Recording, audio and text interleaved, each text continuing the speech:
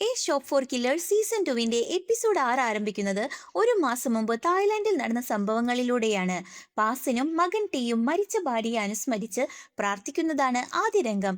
പ്രാർത്ഥന കഴിഞ്ഞ് ഇരുവരും വീട്ടിലേക്ക് മടങ്ങുമ്പോൾ രണ്ടു കാറുകളിലായി ആയുധധാരികളായ കൂലിപ്പടയാളികൾ എത്തുന്നു. അവരുടെ കൂട്ടത്തിൽ ക്യൂവിന്റെ വിശ്വസ്തരായ എമ്മും എല്ലും ഉണ്ടായിരുന്നു. ടീയുടെ ജീവൻ ഭീഷണിപ്പെടുത്തിയതോടെ മകനെ രക്ഷിക്കാൻ പാസിൻ സ്വയം കീഴടങ്ങുന്നു. കുസനാഗിയുടെ സംഘം പാസിനെ ജീവനോടെ പിടികൂടുന്നതിന്റെ പിന്നിലെ കാരണം പിന്നീട് വ്യക്തമാകും. ഇതിനിടെ പ്രസന്റിൽ ജിൻമാൻ ജിയാനെ ബാബിലോണിൽ പ്രവർത്തിക്കുന്ന രഹസ്യ വിവരദായകനിൽ നിന്ന് ലഭിച്ച ഇമെയിലുകൾ കാണിച്ചു കൊടുക്കുന്നു. പാസിനെ രക്ഷിക്കാൻ താൻ തായ്ലാന്റിലേക്ക് പോവുകയാണെന്ന് ജിൻമാൻ വിവരദായകന് സന്ദേശം അയക്കുന്നു. കൂടാതെ പാസിനെ തട്ടിക്കൊണ്ടുപോയവരെയും ടീ എവിടെയാണെന്നും കണ്ടെത്താൻ സഹായിക്കണമെന്ന് ആവശ്യപ്പെടുകയാണ്. പുറപ്പെടുന്നതിനു മുമ്പ് ജിൻമാൻ ജിയാനോട് ഒരിക്കൽ കൂടി തന്റെ പഴയ ഉപദേശം ഓർമ്മിപ്പിക്കുന്നു. ഒരു കൈ നഷ്ടപ്പെട്ടാൽ നഷ്ടപ്പെട്ട കൈയെക്കുറിച്ച് വിഷമിക്കാതെ ശേഷിക്കുന്ന കൈയെ രക്ഷിക്കാൻ ശ്രദ്ധിക്കണം. അപകട സാഹചര്യങ്ങളിൽ എല്ലാം രക്ഷിക്കാൻ ശ്രമിച്ച് എല്ലാം നഷ്ടപ്പെടുന്നതിനേക്കാൾ ബാക്കിയുള്ളതിനെ സംരക്ഷിക്കുകയാണ് പ്രധാനമെന്ന ജീവിതപാഠമാണ് ഈ വാക്കുകൾ. തായ്ലൻഡിലെത്തിയ ജിൻമാൻ പാസിൻ മുൻപ് പറഞ്ഞിരുന്ന ഒരു ലോക്കറിലേക്ക് പോകുന്നു. അതിനുള്ളിൽ ഒരു ചെറിയ ഉപകരണം കണ്ടെത്തുന്നു. അതിലെ കോഓർഡിനേറ്റുകൾ പിന്തുടർന്ന് അദ്ദേഹം ഒരു ഇന്റർനെറ്റ് കഫേയിലെത്തുന്നു. എന്നാൽ അവിടെ എത്തിയ നിമിഷം മുതൽ ഒരു കറുത്ത കാർ അദ്ദേഹത്തെ പിന്തുടരുന്നതായി കാണാം. ജിൻമാൻ കമ്പ്യൂട്ടറിന് മുന്നിലിരുന്ന് വിവരങ്ങൾ പരിശോധിക്കാൻ തുടങ്ങുമ്പോൾ അപ്രതീക്ഷിതമായി വൈദ്യുതി പോകുന്നു. ഇരുട്ടിനുള്ളിൽ വാളുകളുമായി നിരവധി ആളുകൾ അദ്ദേഹത്തെ വളയുന്നു. പതിവ് പോലെ അതിശയകരമായ പോരാട്ടശേഷി ഉപയോഗിച്ച് ജിൻമാൻ എല്ലാവരെയും തോൽപ്പിക്കുകയാണ്. പക്ഷേ കെട്ടിടത്തിൽ നിന്ന് പുറത്തേക്കിറങ്ങുന്ന സമയത്ത് രണ്ടുപേർ ടേസർ ഉപയോഗിച്ച് അദ്ദേഹത്തെ തളർത്തുന്നു. ഉടൻ മറ്റൊരാൾ എത്തി തലക്കടിച്ച് ബോധരഹിതനാക്കുകയും തട്ടിക്കൊണ്ടുപോവുകയും ചെയ്യുകയാണ്. അതേസമയം ദക്ഷിണ കൊറിയയിലെ മുർത്തെ ഹെൽപ്പ് ആസ്ഥാനത്ത് ഗുരുതരമായി പരിക്കേറ്റ നിലയിൽ പാസിൻ എത്തുന്നു. വാതിൽക്കൽ എത്തിയ ഉടനെ അദ്ദേഹം ബോധരഹിതനായി വീഴുകയാണ്. ജിൻമാന്റെ കൂട്ടാളികൾ ഉടൻ അദ്ദേഹത്തെ അകത്തേക്ക് കൊണ്ടുപോയി ചികിത്സ നൽകുന്നുണ്ട്. ഇവിടെ കഥ വീണ്ടും ഫ്ലാഷ് ബാക്കിലേക്ക് മാറുന്നു. കുസനാഗിയുടെ നിർദ്ദേശപ്രകാരം പാസിനെ ക്രൂരമായി പീഡിപ്പിക്കുകയാണ്. ടീയെയും അവർ തടവിലാക്കിയിട്ടുണ്ട്. പാസിനോട് ഒരു ജോലി ചെയ്യണമെന്ന് കുസനാഗി ആവശ്യപ്പെടുന്നു.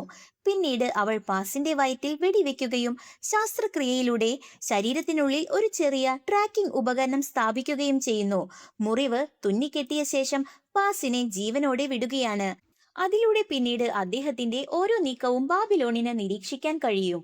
പ്രസന്റിൽ ബോധം വീണ്ടെടുത്ത പാസിൻ 12 മണിക്കൂർ മുൻപ് ജിൻമാനിൽ നിന്ന് സന്ദേശം ലഭിച്ചതായി പറയുന്നു.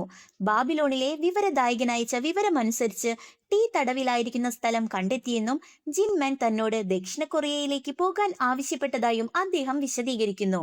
ചിയോൾ സ്യൂങ് സന്ദേശത്തിലെ രഹസ്യ കോഡ് പരിശോധിച്ച് അത് യഥാർത്ഥ വിവരദായകനിൽ നിന്ന് തന്നെയാണ് ലഭിച്ചതെന്ന് ഉറപ്പാക്കുന്നു. ശേഷം ജിൻവു പാസിനെ മുർത്തെ ഹെൽപ്പ് മാളിലൂടെ കൊണ്ടുപോകുന്നു. സുരക്ഷാ സംവിധാനങ്ങൾ കണ്ട് പാസിൻ അത്ഭുതപ്പെടുന്നുണ്ട്. പിന്നീട് അവർ മാളിന്റെ പിന്നിലുള്ള ഗോഡൌൺ ഭാഗത്തെത്തുന്നു. സാധാരണ ജീവനക്കാർ ജോലി ചെയ്യുന്ന ആ സ്ഥലത്ത് ഒരു സ്ത്രീ തൊഴിലാളി പാസിന് ഒരു ചെറിയ പെട്ടി കൈമാറുന്നത് കാണാം. അവൾ ബാബിലോണിന്റെ ആളാണെന്ന കാര്യം പ്രേക്ഷകർക്ക് മാത്രം സൂചനയായി ലഭിക്കുന്നു. പെട്ടി തുറന്നപ്പോൾ പാസിന് തന്റെ മാലയെ പോലെയുള്ള മറ്റൊരു മാല കാണുന്നു. എന്നാൽ അതിനുള്ളിൽ ഒളിപ്പിച്ചിരിക്കുന്ന ചെറിയ ക്യാമറ അദ്ദേഹം ശ്രദ്ധിക്കുന്നില്ല. പാസിൻ അത് ധരിച്ചതോടെ മുർത്തെ ഹെൽപ്പിന്റെ ഓരോ ഭാഗവും ബാബിലോണിലേക്ക് തത്സമയം സംപ്രേഷണം ചെയ്യപ്പെടുന്നു. ക്യാമറയിലൂടെ ലഭിക്കുന്ന ദൃശ്യങ്ങൾ ഉപയോഗിച്ച് ബാബിലോൺ സംഘം മുഴുവൻ കെട്ടിടത്തിന്റെയും സുരക്ഷാ സംവിധാനങ്ങളുടെയും ബ്ലൂ പ്രിന്റ് തയ്യാറാക്കാൻ തുടങ്ങുന്നു. കുസനാഗി എല്ലാം തത്സമയം നിരീക്ഷിച്ചുകൊണ്ടിരിക്കുകയാണ്. ഇതിനിടയിൽ അറ്റോർണി ജാങ് കുസനാഗിയെ സമീപിച്ച് ബാബിലോൺ ജീവനക്കാർ കൊല്ലപ്പെട്ട ബസ് അപകടത്തെക്കുറിച്ച് അന്വേഷണം ആവശ്യമാണോ എന്ന് ചോദിക്കുന്നു. ആന്തരിക അന്വേഷണ സംഘം വിവരം പരിശോധിച്ചുകൊണ്ടിരിക്കുകയാണെന്ന് കുസനാഗി മറുപടി നൽകുകയാണ്. എന്നാൽ അത് കുസനാഗിയുടെ നിർദ്ദേശപ്രകാരം തന്നെ ഉണ്ടായ അപകടമാണെന്ന് അദ്ദേഹത്തിന് അറിയില്ലായിരിക്കും, അല്ലേ? തായ്ലാന്റിൽ ബോധം വീണ്ടെടുത്ത ജിൻമാൻ ഒരു ശൂന്യമുറിയിൽ ചങ്ങലയിൽ തൂക്കിയിട്ട നിലയിലാണ്. അദ്ദേഹത്തെ ആക്രമിച്ചയാൾ ജോ സിയോങ്കു ആണെന്ന് വെളിപ്പെടുന്നു. സീസൺ 1 ജിൻമാൻ സൃഷ്ടിച്ച പ്രശ്നങ്ങളുടെ ഫലമായി തായ്ലാന്റിലേക്ക് മാറ്റപ്പെട്ട ബാബിലോൺ നേതാക്കളിൽ ഒരാളാണ് അദ്ദേഹം. അതുകൊണ്ട് ജിൻമാനോട് പ്രതികാരം ചെയ്യാനുള്ള അവസരമായി ഇതിനെ സിയോങ്കു കാണുന്നു. മുർത്തെ ഹെൽപ്പിൽ പാസിൻ ഉടൻ മകനായ ടീയെ അന്വേഷിക്കാൻ പോകണമെന്ന് ആവശ്യപ്പെടുന്നു. എന്നാൽ ജിയാൻ സുരക്ഷിതത്വം കണക്കിലെടുത്ത് മിൻഹ്യയെയും അദ്ദേഹത്തോടൊപ്പം പോകണമെന്ന് തീരുമാനിക്കുകയാണ്. അതേസമയം ബാബിലോൺ ആസ്ഥാനത്ത് കുസനാഗിയും കെയും ചേർന്ന് ക്യൂയുടെയും സംഘത്തിന്റെയും മുന്നിൽ മൂർത്തെ ഹെൽപ്പ് മാളിന്റെ മുഴുവൻ ഘടന വിശദീകരിക്കുകയാണ്. അവരുടെ യഥാർത്ഥ പദ്ധതി ഭയാനകമാണ്. പാസിൻ മിൻഹയെ ആക്രമിക്കും. അതുണ്ടാക്കുന്ന ആശയക്കുഴപ്പത്തിൽ ക്യൂ മൂർത്തെ ഹെൽപ്പ് കൈവശപ്പെടുത്തും. കുസനാഗി ക്യൂവിനോട് ജിൻമാനെ ഇതുവരെ കണ്ടെത്തിയിട്ടില്ലെന്നും പറയുന്നുണ്ട്. എന്നാൽ പിന്നീട് കെ ചോദിക്കുമ്പോൾ അത് കള്ളമാണെന്നും ക്യൂവിനെ കൂടുതൽ പ്രേരിപ്പിക്കാനാണ് അങ്ങനെ പറഞ്ഞതെന്നും അവൾ സമ്മതിക്കുന്നു. ഇതിനിടെ തായ്ലാന്റിൽ ജിൻമാൻ സ്വന്തം ചങ്ങല പൊട്ടിച്ച് രക്ഷപ്പെടുന്നു. സിയോങ്കോവിന്റെ ആളുകളെ ഓരോന്നായി വെടിവെച്ച് വീഴ്ത്തിയ ശേഷം ടീ എവിടെയാണെന്ന് സിയോങ്കോവിൽ നിന്ന് നിർബന്ധിച്ച് പറയിപ്പിക്കുന്നു. വിവരം കിട്ടിയ ഉടനെ സിയോങ്കോവിനെയും അദ്ദേഹം കൊല്ലുന്നുണ്ട്. എന്നാൽ ഭൂഗർഭ ബങ്കറിൽ നിന്ന് പുറത്തേക്ക് വന്നപ്പോൾ കാടിന്റെ നടുവിലാണ് അദ്ദേഹം എത്തിയത്. അതിനാൽ ടീയെ കണ്ടെത്താനുള്ള ദൗത്യം ഇപ്പോൾ എളുപ്പമല്ല. ഇതിനിടെ പാസിനും മിൻഹയും ടീ തടവിലാണെന്ന് കരുതുന്ന സ്ഥലത്തെത്തുന്നു. ആദ്യം താൻ മാത്രം പോയി പരിശോധിക്കാമെന്ന് പറഞ്ഞ് പാസിൻ ഇറങ്ങുന്നു. കുറച്ചു കഴിഞ്ഞ് ഒരു വെളുത്ത ട്രക്ക് ഓടിച്ചെത്തി മിൻഹയുടെ വാഹനം പാലത്തിന്റെ അരികിലേക്ക് ഇടിച്ചു നീക്കുന്നു. മിൻഹെ ശക്തമായി തിരിച്ചടിച്ചുവെങ്കിലും പാസിൻ അവൾക്ക് നേരെ വെടിയുതിർക്കുകയാണ്. ജീവൻ രക്ഷിക്കാൻ അവൾ പാലത്തിൽ നിന്ന് താഴെയുള്ള വെള്ളത്തിലേക്ക് വീഴേണ്ടി വരുന്നുണ്ട്. പാസിൻ യഥാർത്ഥത്തിൽ ആരുടെ പക്ഷത്താണെന്ന വലിയ സംശയം ഇവിടെ ഉയരുന്നു. പാസിൻ ശരിക്കും ആരുടെ ഭാഗത്തായിരിക്കും? മുർത്തെ ഹെൽപ്പിന്റെ ഭാഗത്തായിരിക്കുമോ അതോ ബാബിലോണിന്റെ ഭാഗത്തായിരിക്കുമോ? നിങ്ങൾ കമന്റ് ചെയ്യാൻ മറക്കരുത് കേട്ടോ. മുർത്തെ ഹെൽപ്പിലേക്ക് മടങ്ങിയാൽ ക്യൂവും സംഘവും ജിയാനെയും മറ്റുള്ളവരെയും ആക്രമിക്കാൻ തയ്യാറെടുക്കുകയാണ്. ബാബിലോണിൽ കെ തന്റെ മികവുറ്റ ഹാക്കർമാരാണ് ജിൻമാനും വിവരദായകനും തമ്മിലുള്ള എല്ലാ ഇമെയിലുകളും പിടികൂടിയതെന്ന് വെളിപ്പെടുത്തുന്നു.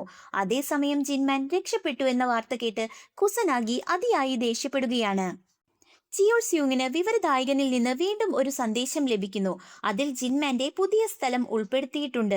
എന്നാൽ ജിയാൻ ഒരു ചെറിയ വ്യത്യാസം ശ്രദ്ധിക്കുന്നു. യഥാർത്ഥ വിവരദായകൻ ഓരോ ഇമെയിലിന്റെയും സബ്ജക്റ്റിൽ ഒളിച്ചിരിക്കുന്ന പ്രത്യേക ചിഹ്നം ഉപയോഗിക്കാറുണ്ടായിരുന്നു. കഴിഞ്ഞ ഒരാഴ്ചയായി വന്ന ഇമെയിലുകളിൽ ആ ചിഹ്നം ഇല്ലായിരുന്നു. അതോടെ ബാബിലോൺ വിവരദായകനെ കണ്ടെത്തിയെന്ന് അവർ മനസ്സിലാക്കുന്നു. യഥാർത്ഥ വിവരദായകൻ മുൻപ് ഉപേക്ഷിച്ച രഹസ്യ അടയാളം പരിശോധിച്ചപ്പോൾ മറ്റൊരു സന്ദേശം ലഭിക്കുന്നു. പാസിൻ ഇരട്ടച്ചാരനായിരിക്കാം എന്നായിരുന്നു ആ രഹസ്യ സന്ദേശം. ഈ മുന്നറിയിപ്പ് വായിച്ചു തീരും മുമ്പ് തന്നെ പാസിൻ അവിടെ എത്തുന്നു. അദ്ദേഹം ജിയാനെ ആക്രമിച്ച് ശരീരത്തിൽ ഒരു മരുന്ന് കുത്തിവെക്കുന്നു. ഭാഗ്യവശാൽ ചിയോൾസ്യോങ് ഇടപെട്ടതോടെ ജിയാന് സ്വന്തം മുറിയിലേക്കോടി പ്രതിവിധി കുത്തിവെക്കാൻ സാധിക്കുകയാണ്. അതോടെ അവൾ ബോധം നഷ്ടപ്പെടാതെ രക്ഷപ്പെടുന്നു. പുറത്തു പാസിൻ ചിയോൾ സ്യൂങ്ങിനെ ബോധരഹിതനാക്കുന്നു. തുടർന്ന് ഒരു ഫ്ലാഷ് ഡ്രൈവ് കമ്പ്യൂട്ടറിൽ കണക്ട് ചെയ്യുന്നു. അതിലൂടെ കെയുടെ ഹാക്കർമാർ മുർത്തെ ഹെൽപ്പിന്റെ മുഴുവൻ കമ്പ്യൂട്ടർ സംവിധാനങ്ങളിലേക്കും പ്രവേശിക്കുകയാണ്. സുരക്ഷാ സംവിധാനങ്ങൾ ഒന്നൊന്നായി തകരാൻ തുടങ്ങുന്നു. സ്ഥിതി ഗുരുതരമാണെന്ന് മനസ്സിലാക്കിയ ജിയൻ ബ്രദറിനെ രക്ഷിക്കാൻ ഓടുന്നു. എന്നാൽ പാസിൻ അവരെ കണ്ടെത്തുകയാണ്. ബ്രദറിന്റെ കാലിൽ വെടിവെച്ച ശേഷം ജിയാന്റെ കൈകൾ കെട്ടിയിടുന്നു. ഇപ്പോൾ മുർത്തെ ഹെൽപ്പിന്റെ പ്രതിരോധം പൂർണ്ണമായും തകരുന്ന അവസ്ഥയിലേക്കാണ് നീങ്ങുന്നത്. ഇതെല്ലാം കണ്ട കുസനാഗി അതിയായ സന്തോഷത്തിലാകുന്നു. ഉടൻ തന്നെ അവൾ ക്യൂവിന് പുതിയ ഉത്തരവ് നൽകുന്നു. ജിയാനെ പിടിച്ചു കഴിഞ്ഞാൽ പാസിനെയും ജീവനോടെ വിടരുത്. അതിനർത്ഥം തുടക്കം മുതൽ പാസിനെയും ബാബിലോൺ ഒരു ഉപയോഗശേഷം ഉപയോഗിക്കാവുന്ന ഉപകരണം എന്ന നിലയിലാണ് കണ്ടിരുന്നത്. എന്നാൽ എപ്പിസോഡിലെ ഏറ്റവും ഞെട്ടിക്കുന്ന നിമിഷം ഇപ്പോഴാണ് എത്തുന്നത്. അവസാന രംഗത്തിൽ കുസനാഗി സിയോങ് ബോമിനെ നേരിൽ കാണുന്നു. ഇരുവരും കൈകൊടുക്കുന്നതോടെ എപ്പിസോഡ് അവസാനിക്കുകയാണ്. ഇതുവരെ ജിയാന്റെ വിശ്വസ്ത സഖാവായി തോന്നിയ സിയോങ് ബോം യഥാർത്ഥത്തിൽ കുസനാഗിയുമായി ചേർന്നിരിക്കുകയാണോ അതോ അതിനു പിന്നിൽ മറ്റൊരു രഹസ്യ പദ്ധതിയാണോ എന്ന വലിയ സംശയം പ്രേക്ഷകരിൽ ബാക്കി വെച്ചുകൊണ്ടാണ് എപ്പിസോഡ് 6 അവസാനിക്കുന്നത്. ഇന്നത്തെ എപ്പിസോഡ് നിങ്ങൾക്ക് എല്ലാവർക്കും ഇഷ്ടപ്പെട്ടു എന്ന് കരുതുന്നു. ഇഷ്ടമാവുകയാണെങ്കിൽ ലൈക്ക് ചെയ്യാനും ഷെയർ ചെയ്യാനും നിങ്ങളുടെ അഭിപ്രായങ്ങൾ കമന്റ് ചെയ്യാനും മറക്കരുത്. അടുത്ത വീഡിയോയുമായി നമുക്ക് വീണ്ടും കാണാം. ബൈ.